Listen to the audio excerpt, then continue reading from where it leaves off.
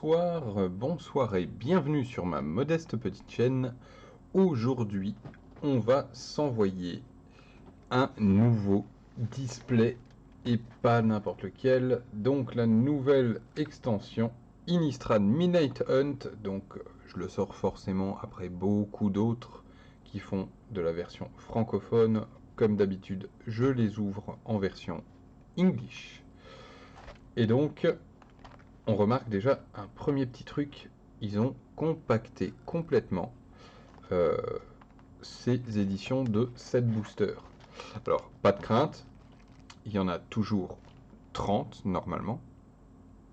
Si je ne dis pas de bêtises, c'est ça, 30 boosters comme il est marqué ici. Et on va retrouver essentiellement les mêmes choses que dans les boosters de set classique, enfin les boosters d'extension pour les francophones. Donc, Innistrad, le premier set de cette année de Innistrad, qui sera séparé donc en deux parties. Midnight Hunt, qu'on a ici, qui est sorti, si je ne dis pas de bêtises, vendredi. Donc, nous étions le 23 septembre. Et la deuxième partie sortira mi-novembre avec Chris Munvo qui sera plutôt axée sur les vampires, celle-ci étant axée sur les loups-garous. Comme on voit ici, un petit loulou. Et donc, la chasse commence. Les nuits sur Innistrad grandissent. Enfin, s'allongent. Les loups-garous attaquent plus fréquemment et plus férocement. L'équilibre peut-il être restauré avant que le soleil se lève pour de bon? Incanté de puissantes créatures à double face, avec le pouvoir de transformation sur le champ de bataille. Quand le jour passe à la nuit, les lumières s'éteignent pour votre adversaire. Ce que j'espère vraiment choper dans ce set booster, c'est forcément des Planewalkers. Donc en tout cas, Vren, j'aimerais plus l'avoir que Teferi, mais un Teferi me ferait évidemment plaisir. Autre chose que j'aimerais choper, ce sont les landes. Les landes, enfin les bilandes, parce que les landes, on en aura un à chaque booster en version showcase, et croyez-moi, ils sont juste magnifiques en noir et blanc. Et donc, qu'est-ce que je pourrais avoir envie de choper là-dedans? L'adversaire en blanc. L'adversaire en blanc, je l'apprécie beaucoup. Je sais plus son nom en français, mais en gros, c'est le Qatar. Ouais, le Qatar, je sais plus quoi. Massacrant ou un truc comme ça. C'est une blanche pour 3 qui arrive sur le champ de bataille. Elle exile une créature. Elle peut se transformer en loup-garou. Et quand elle se retransforme en humain, si le jour revient, elle réexile une créature tant qu'elle est sur le champ de bataille. Donc ça, pour moi, c'est une très bonne carte. J'adore. Donc voilà, il y a plein de petits trucs que j'aimerais bien avoir dans ces booster sets.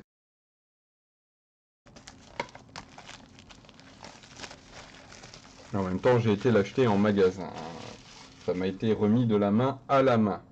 Et pour preuve, j'ai eu mon petit champion des trépassés, malheureusement en version française, qui est en édition spéciale, foil, donc une 1-1 pour 1. Et à chaque fois qu'on pose un autre zombie sur le champ de bataille sous notre contrôle, on met un marqueur +1/+1 sur le champion des trépassés.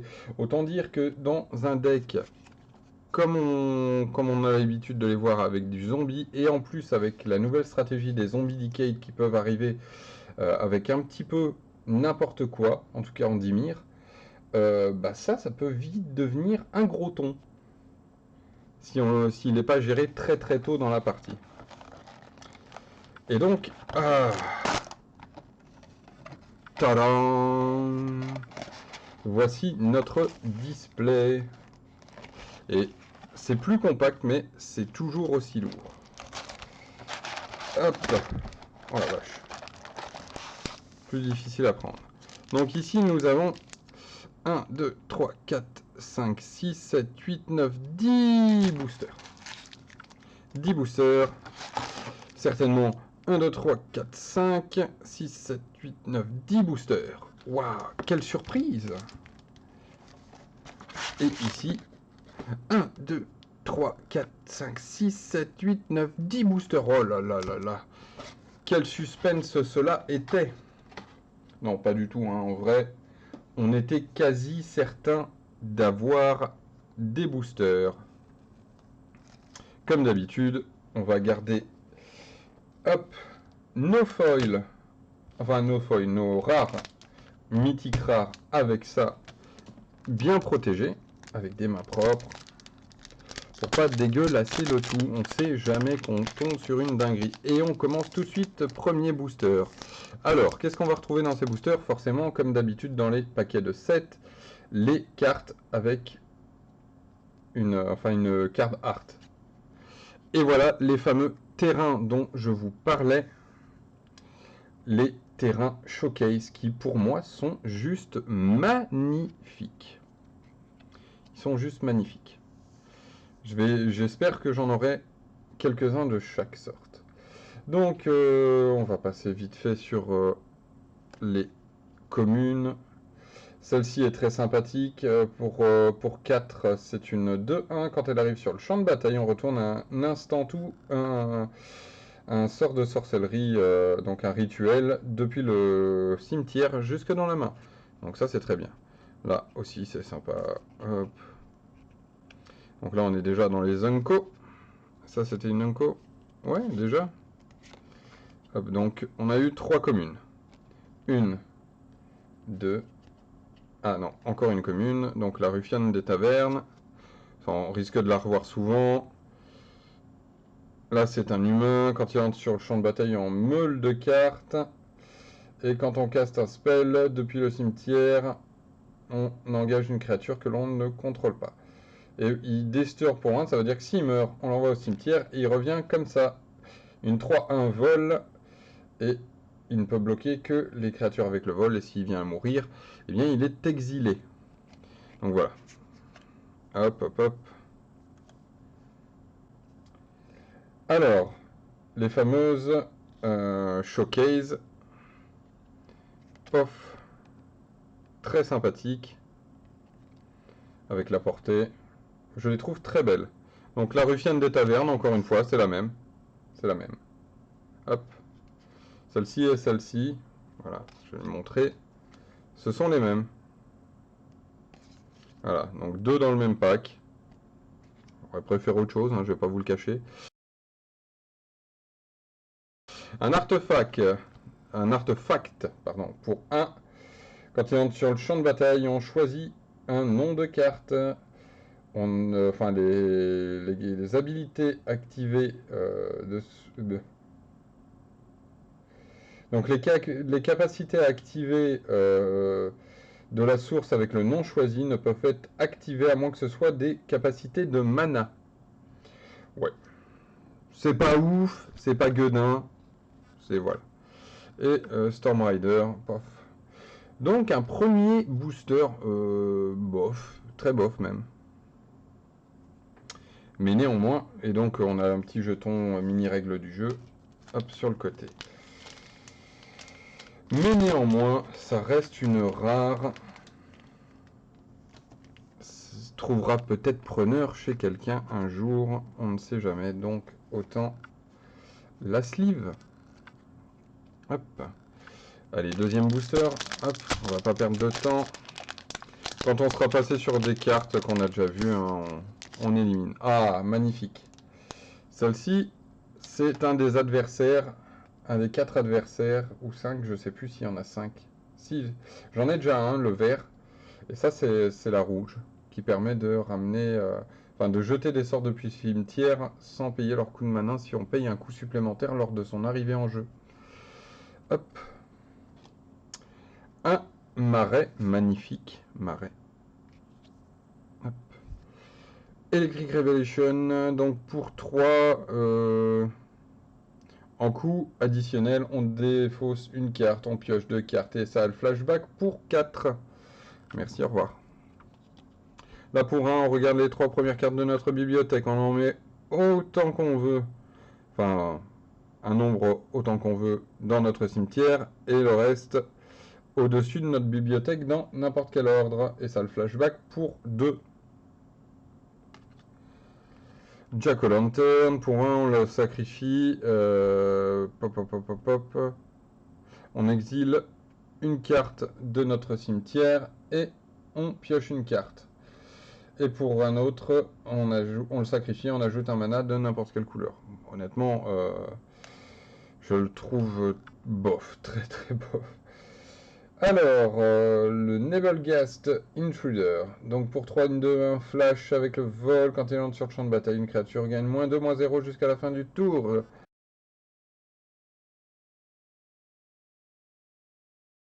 Hop, hop, hop, hop, hop, hop, hop. Petite erreur, dites-moi tout aussi. C'est une Unco. Dissipate, ça, je le déteste. C'est sur cette carte que j'ai fait mon égalité vendredi soir. Donc, counter target spell. Donc, on contrôle le sort. Si ce sort a été contré de cette façon, exilez-le à la place de le mettre dans son cimetière. Enfin, dans le cimetière de son propriétaire. C'est dégueulasse. Ça m'a exilé ma meilleure carte et du coup, ben, j'avais perdu la game. Là, c'est pour 2, c'est une 2-1. Quand elle meurt, on disturb et pof, disturb, on commence à connaître. En gros, ça le fait revenir en esprit et si l'esprit meurt, on l'exile. Et là, c'est un esprit avec le vol 1-2. Voilà.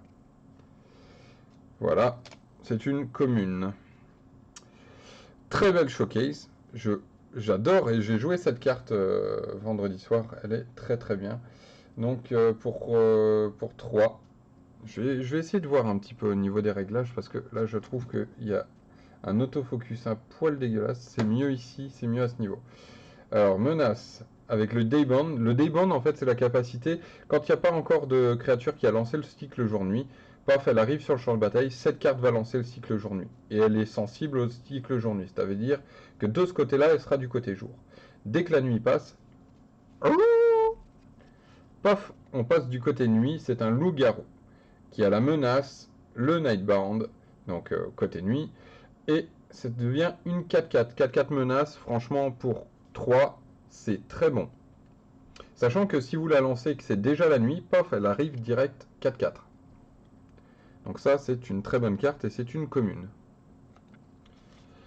Alors, Harvested Infiltrator, donc là c'est une 3-2 pour 3 avec le piétinement, et qui, pareil, se transforme en loup-garou 4-4 avec le piétinement.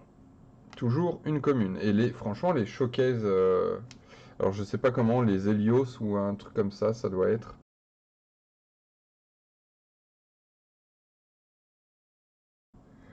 Avec un espèce de soleil. Parce qu'il y a 2 types de showcases.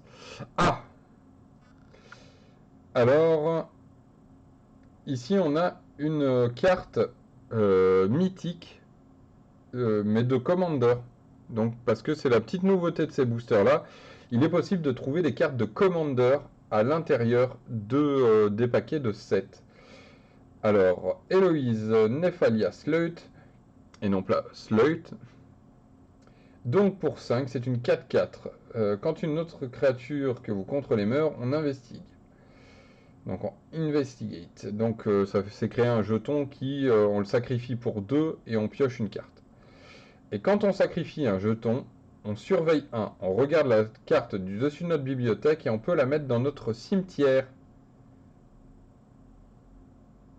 Voilà, voilà. Donc bah, ça c'est très bien, c'est très très bien.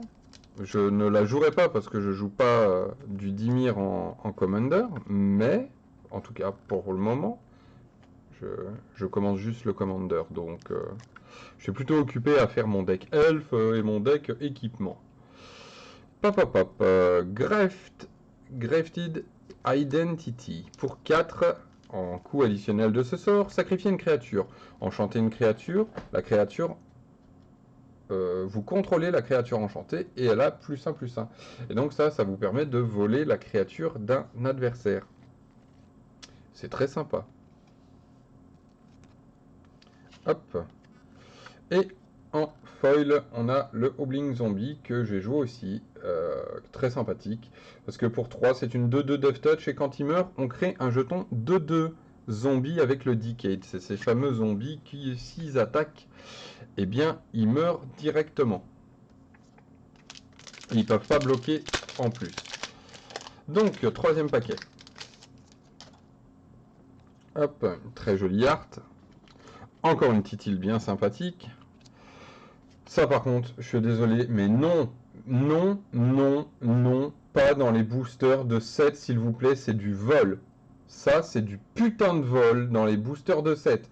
Ce sont des cartes vraiment de limité. Alors arrêtez de nous foutre ça, putain, Wizard of the Coast, dans les boosters de 7. Les Evolving Land, ce sont des terrains qui sont bien pour le limiter. Ça se trouve dans des boosters de draft, pas dans des boosters de 7. C'est dégueulasse de voir ça là-dedans. Je suis désolé, je suis pas content de voir ça, c'est de la merde.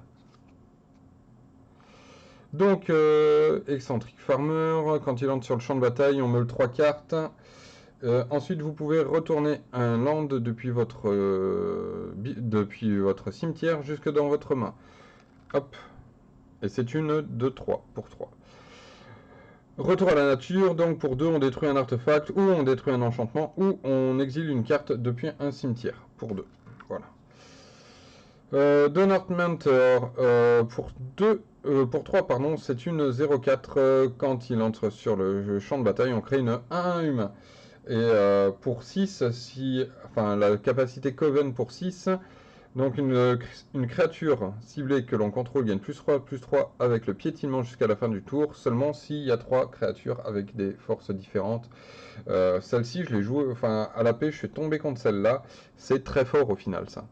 Je pensais pas le Coven, j'ai vraiment sous-estimé le Coven.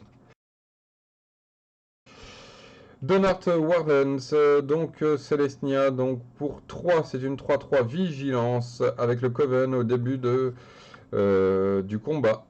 À votre tour, si vous contrôlez 3 créatures ou plus avec des forces différentes, les créatures que l'on contrôle gagnent +1/+0 jusqu'à la fin du tour. Très sympathique. Et celle-ci d'ailleurs est une Unco. Hein.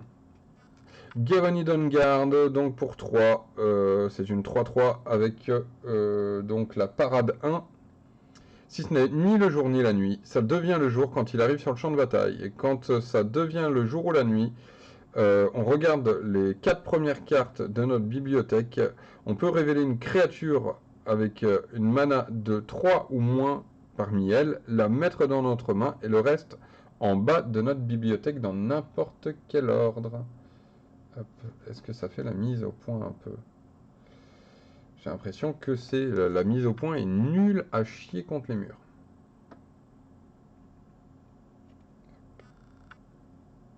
Ouais, c'est bof.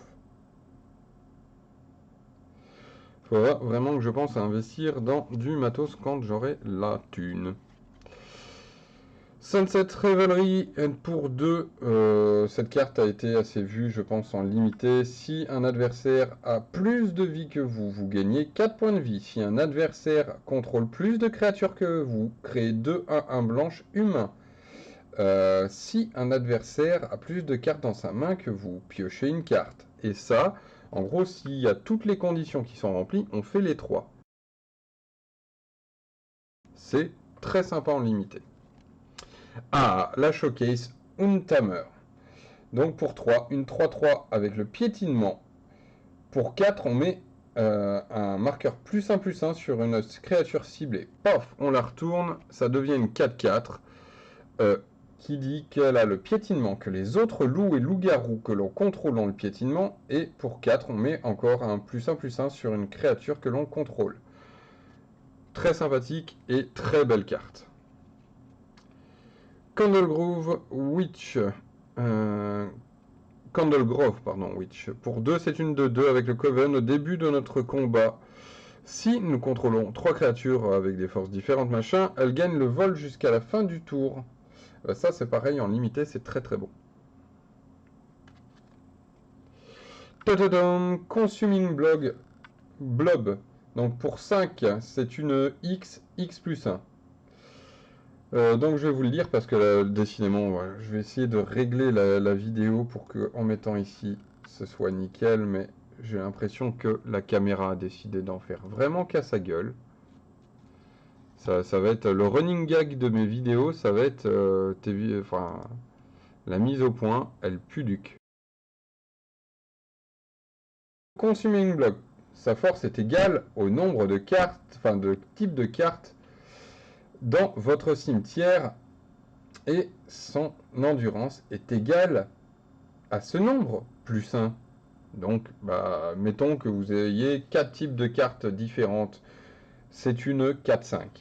Au début de votre étape de fin, créez un jeton vert Ooze avec cette créature à la force égale au nombre de types de cartes dans votre cimetière et d'endurance égale à cette force, enfin à ce nombre plus 1. Donc en gros, à chaque fin de tour, on va créer un clone de cette carte. Par contre, les clones ne pourront pas se cloner entre eux. Ce serait tellement fumé, beaucoup trop, beaucoup trop fumé. C'est déjà bien assez comme ça. Très sympa. Oh, très joli, très joli foil. Kessig Naturaliste. Donc pour 2, une 2-2. Donc en foil showcase. Quand il attaque, on peut ajouter un mana rouge ou un mana vert. Jusqu'à la fin du tour, on ne perd pas ce mana. Jusqu'à ce que les phases, enfin, pendant les phases de fin, quoi. Et, boum, les autres, quand il est en mode loup-garou, les autres loups et loups-garous que l'on contrôle ont +1/+1. Et pareil, quand il attaque, paf, il fait du mana. Très joli, très joli. Je remarque qu'ils sont vraiment déchirés pour les showcases. Et vous verrez, parce qu'on n'en a pas encore eu là. Donc celle-là, je suis désolé, mais je la mets sous sleeve tellement elle est belle. Mais ouais, j'ai l'impression qu'ils sont vraiment déchirés pour les cartes showcase et tout ça, quoi. Et cette merde, voilà. Je sais même pas où la foutre tellement elle me dégoûte cette carte. Eh bien, quatrième booster. Quatrième booster. Allez. Hop. Ah, Arline. Est-ce que ça annoncerait qu'on va avoir le Planewalker dans le truc? Ça m'étonnerait qu'on soit aussi châteux au bout ouais, quatrième booster. Ça m'étonnerait. On peut rêver. Alors, ce sort coûte 2 de moins à jouer si c'est la nuit et il inflige 3 dégâts à n'importe quelle cible. Donc c'est pour 3. Et ça peut être pour 1 si c'est la nuit. Ce qui est très bien. Giovanni Trapper, cette carte est très forte en limité. Elle a fait péter des câbles à mes adversaires vendredi. Pour 1, c'est une 0-2. Alors ça paye pas de mine, mais alors purée, son 2, taper une créature. Quand on joue Hearts of 2, c'est pas difficile à avoir sur le côté. Et quand on joue ça pendant son tour et que son gros truc avec le vol qu'on normalement on pourrait pas bloquer, et ben quand on le tape et qu'il peut pas attaquer avec, l'adversaire quand même perd son sang-froid. Alors, le Duel of Dominions pour 2, ça le Coven. Donc choisissez une créature que vous contrôlez, une créature que vous ne contrôlez pas. Si il y a plus de 3 créatures avec des forces différentes sur votre champ de bataille, enfin sous votre contrôle, mettez un +1/+1 sur la créature choisie sous votre contrôle et les créatures choisies se fritent entre elles. Ça, c'est connu, mais bon, ça a le Coven. Et du coup, il faut faire hyper attention à son utilisation parce que c'est pas comme d'habitude. Là, il va falloir avoir vraiment 3 créatures qui ont une force différente pour qu'il y ait le +1/+1 qui s'applique. Donc faites très attention au fait que si vous n'avez pas ces 3 créatures avec des forces différentes, ça va juste faire friter les 2 créatures et que ça peut tuer la vôtre si vous ne faites pas gaffe. Donc là pour un Fading Hope, pour un donc retourner la créature ciblée dans la main de son propriétaire. Si la valeur de mana était 3 ou moins, scry 1. Donc ça, Voilà, c'est très bien pour redéclencher une créature à effet quand elle rentre sur le champ de bataille. Field of Rune, ça c'est très bien. Ça c'est une très bonne réponse au Faceless Haven. Pourquoi? Bah parce que ça ajoute un mana incolore. Pour 2, on le sacrifie, on détruit un... Oui, j'ouvre des boosters en anglais. Et en anglais, pourquoi? Parce que j'en ai marre des erreurs de traduction. Et salut à toi donc TGMT de Goodman, enfin TGM de Goodman. Et donc voilà, ça va être la réponse au Faceless Haven. Ou à n'importe quel terrain transformatif de Donjons et Dragons. Paf, le gars il transforme en dragon. Hé hé, je te nique ton dragon. Haha, tu l'avais pas vu venir. Eh bien, ça t'apprendra à ne pas lire mes cartes. Voilà. Alors, Aversteed Infiltrator, donc pour 3, c'est une 3-2, et on l'a déjà vu celle-ci en fait. On l'avait vu en version Showcase, c'est celle qui a le piétinement 4-4, qui est très bien en limité. Tu en as commandé? Eh ben, franchement, tu vas voir, les cartes sont magnifiques. Pour le moment, j'en suis à peu près 2 Showcase, tu vois, comme celle-ci. Donc celle-ci, c'est celle qui a la portée d'un côté en 1-4 et toujours la portée mais en 3-5 quand elle est en loup-garou. Et celle-ci, là, ce que j'appelle moi les Helios, parce que il y a un soleil, donc Helios, voilà. Eh bien, celles-ci, elles sont magnifiques. Enfin, franchement, je trouve que Wizard se sont vraiment déchirés le derrière pour nous faire des très très belles showcases.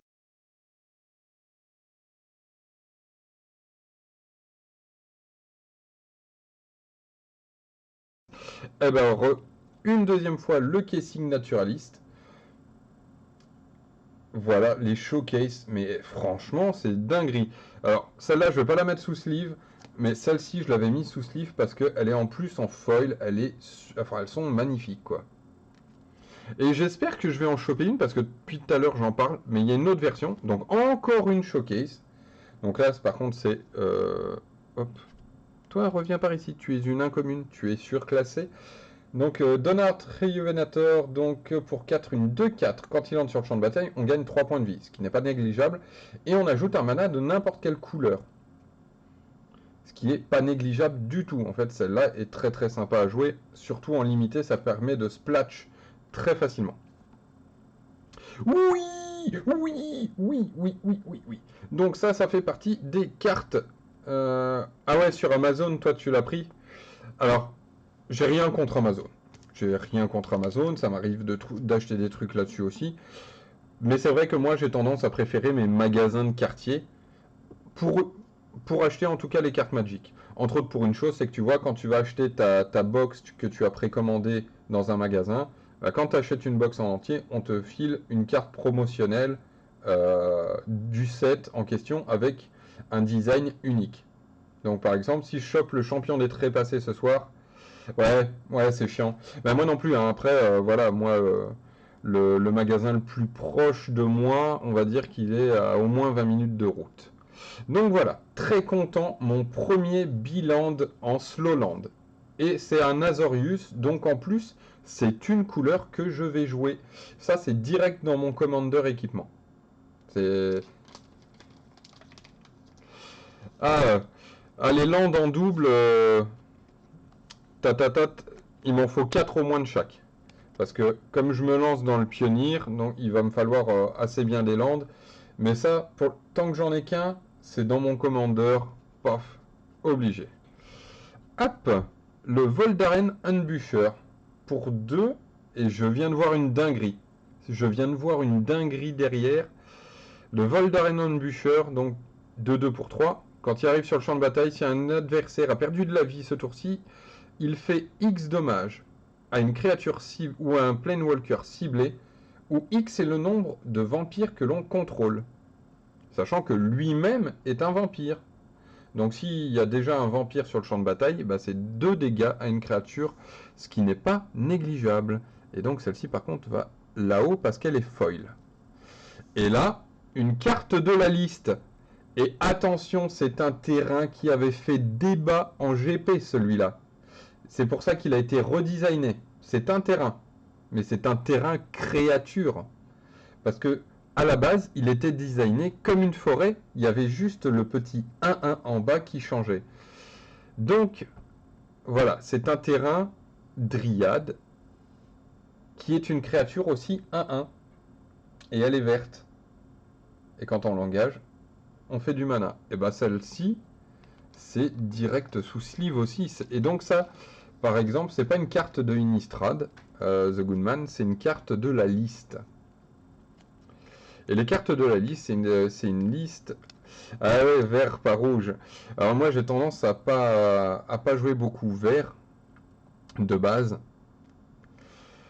Je suis plus Orzhov, donc noir-blanc, ou Azorius, bleu-blanc. J'aime bien ce qu'il y a du blanc dedans, en fait. Genre le Celestia, mais j'aime bien aussi les mix, genre Dimir, avec du noir-bleu. Le noir est une couleur que j'adore. Hein. Le booster fermé, hop, ça ressemble à ça. Ils sont tous pareils. Avant, si tu dans les éditions, et je crois que c'est depuis Donjons et Dragons qui font ça, avant dans les éditions, tu avais trois types de boosters au niveau du design. Maintenant, ce sont tous les mêmes. Comme ça, pas de jaloux. Encore une île. Donc dans chaque booster, tu vas avoir un terrain showcase. Et je les trouve juste ahurissants, tellement ils sont beaux. Might of the Old Ways. Donc pour 2, une créature gagne +2/+2 jusqu'à la fin du tour. Et Coven, donc ça veut dire que si on a 3 créatures au moins qui ont des forces différentes, on pioche une carte. Bof. Clarion Scatter, donc pour 4, une 3/3, quand elle arrive sur le champ de bataille, on crée un humain. Hop. Search Party Captain, donc pour 4, une 2/2, ce sort coûte 1 de moins à jouer pour chaque créature qui ont attaqué ce tour. Quand il entre sur le champ de bataille, on pioche une carte. Pof. Celui-là, je l'ai joué aussi pas mal en limité, c'est très sympa. Les paquets de draft, j'aime bien, mais pour drafter. Disons que les paquets de draft à ouvrir, je l'ai fait à l'époque pour Kaldheim. C'est bien, mais comme moi je précommande mes packs en boutique, c'est-à-dire que le display de draft, certes j'aurai 36 paquets, mais il n'y aura que 30 paquets dans les boosters de 7, enfin dans le display de 7. Le truc c'est que je risque d'avoir plusieurs rares dans un paquet de 7 boosters, alors que dans le paquet de draft j'aurai une rare. Donc j'ai plus de chances d'avoir des rares. Alors moi j'achète, je suis en Belgique, j'achète majoritairement chez Magic Franco à Manage ou chez le Hasard Ludique à Mons, qui les deux ont des boutiques en ligne. Les deux ont des boutiques en ligne. Hop, je vais te marquer le nom juste après. Alors, Enter the Battlefield. Donc quand on est sur le champ de bataille, on peut mettre un +1/+1 jusqu'à 2 créatures ciblées. Ça, c'est très fort en limité. Alors, attends, que je te marque le nom, popopopom. Par ici la souris. Alors, hasard ludique.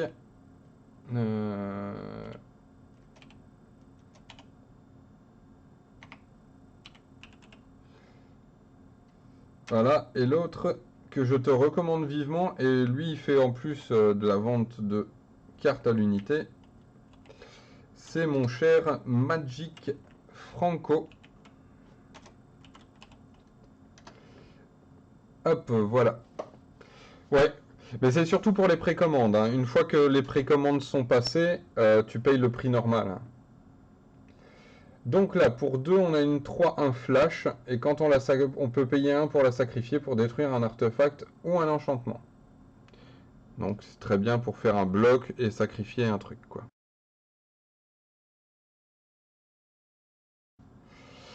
Clear Shot, pour 3, une créature que l'on contrôle gagne +1/+1 jusqu'à la fin du tour, et il fait des dégâts égaux à sa force à une créature ciblée que l'on ne contrôle pas. Ça, c'est également très fort. C'est plus fort que l'espèce de petit tricks de combat que j'ai montré tout à l'heure.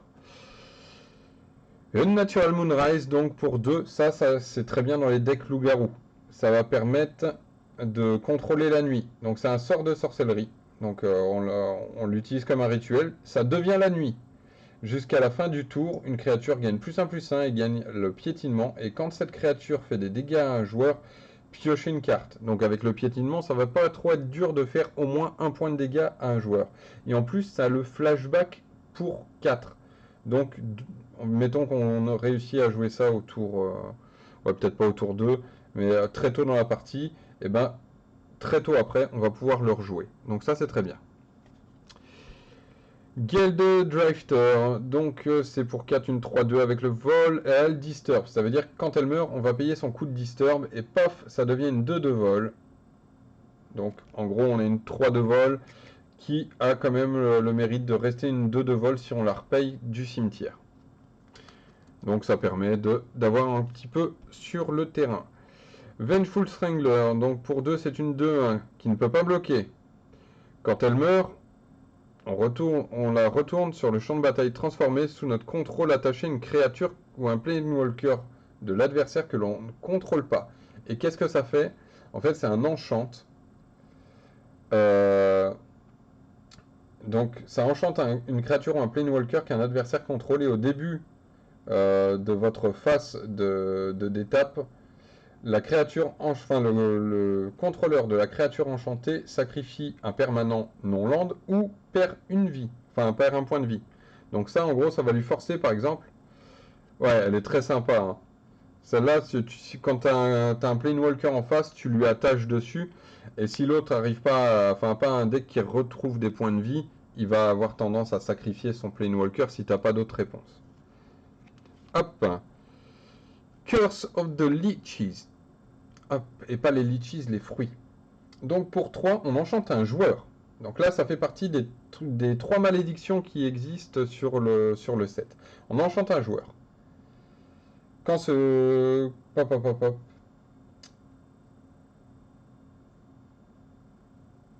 Quand il se transforme en Curse of Leech, on l'attache à un joueur. Au début du tour enfin, du joueur enchanté, il perd un point de vie, on gagne un point de vie. Et ça, c'est en Dayborn. Quand elle se retourne, paf, pour nous, ça devient une 4-4 avec le lifelink. Et paf, celle-là, elle est juste géniale. Je suis tombé contre. J'ai eu de la chance qu'en fait, ça devienne tout de suite la nuit et que j'avais un anti-bet dans la main. Heureusement. Parce que quand ça commence à taper du lifelink, moi, j'aime pas. Ah bah, je te le souhaite, ouais, que tu l'aies. Et là, immolation pour... donc ouais, il y avait un petit jeton, hein, mais les petits jetons, ceux qui ont l'habitude de passer, ils savent que je les dégage, paf, très vite. Comme quand on a des Evolving Length comme ça, dans des paquets de 7, bah ça dégage parce que c'est de la merde, ça n'a rien à foutre, ici. Et donc là, une foil rouge, immolation, on enchante une créature, la créature gagne +2, -2, donc soit ça peut être un anti-bet, ou ça peut être un truc qui finit la partie, par exemple en l'attachant sur une volante que l'autre ne peut pas bloquer. Si par exemple ta volante c'est une 2-4, que l'autre ne peut pas la bloquer, bah toi tu la transformes en 4-2. Et voilà, paf, le tour est joué. Tu bats l'adversaire.